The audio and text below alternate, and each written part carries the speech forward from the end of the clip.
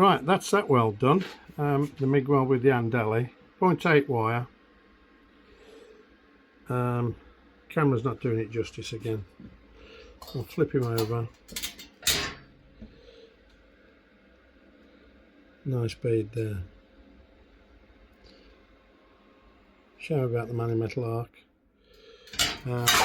So the Andeli's just switched off, cooling the fan. So there you go, 0.8 wire,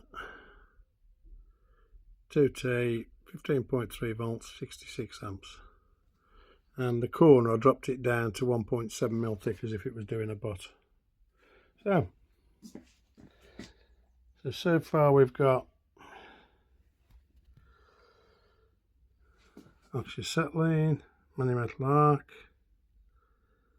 MIG. I'll try and time all these and put the times on the descriptions, and then clever people could do arc energy wastage and stuff like that for distortion. But right, that's that one. So TIG next. I'll use the Andeli. I'm not keen on it for the TIG, but I've used it for a few tacks. So don't forget, like and subscribe. Subscribe's the main one. Let's get to 100. So end the message.